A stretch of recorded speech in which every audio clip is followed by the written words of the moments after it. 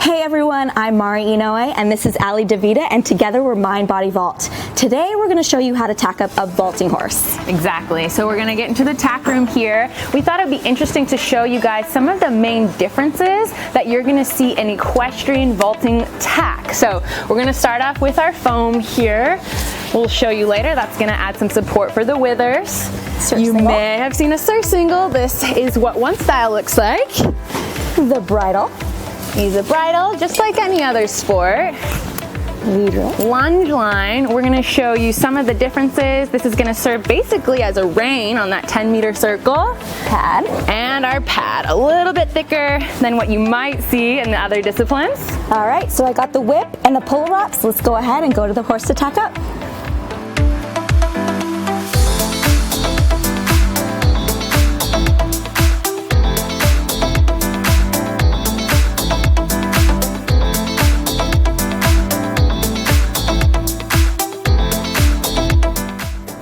Now that we have the horse all clean, we're gonna go ahead and tack him up.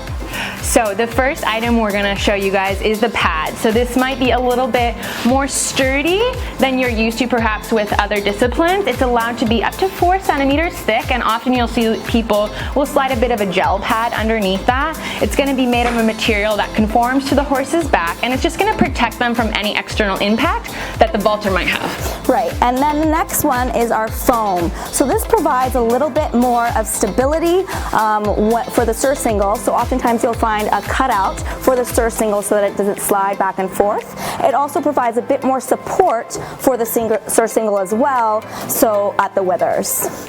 And here is our surcingle. So you may have seen one of these before. There's a few little fun gadgets on here we'll walk you through. So first of all, there are 2 handles, and these ones you'll see often, the handles will have a bit of a curve, which is going to allow the vaulter to be a little bit more supported and stable in the wrist. So you can picture a gymnast on parallel bars. They're gonna have that forward-facing structure.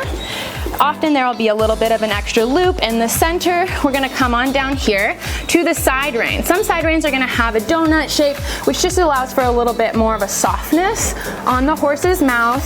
And all side reins will have the ability to move them up or down as you're training to adjust for your horse. Mari is pointing out the lovely Cossack loop down here, not to be confused with the stirrup, although you will often see a vaulter, especially in the squad, stick a foot or a leg in there. You can picture that supporting base is going to get a little bit more stability there with that. And then we'll come up, put this on George, and point out a few more details for you guys. Good man.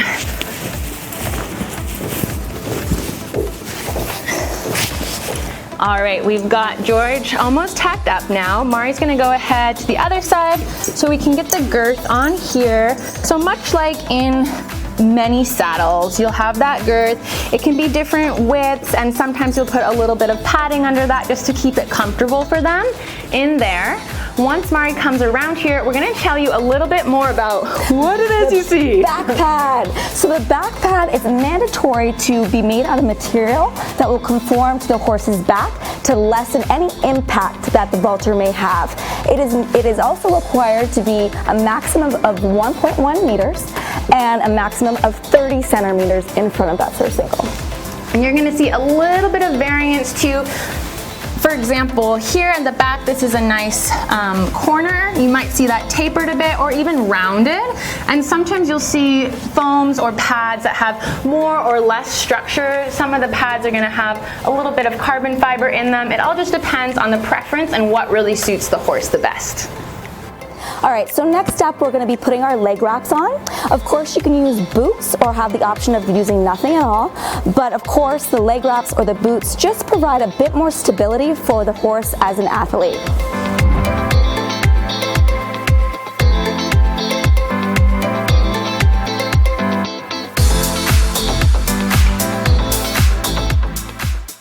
All right, George has got all his tack on, so we're gonna go ahead and bridle him up here.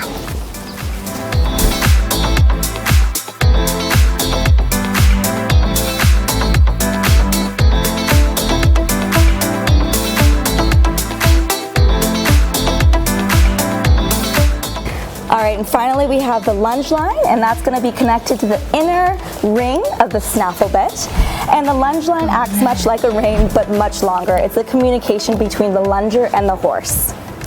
Thank you guys so much for watching today. We hope you learned something. Make sure to leave a comment with any questions or what it is that was your biggest takeaway. Yeah, and please like, hit subscribe, and let us know how you like it. Thanks so much for watching.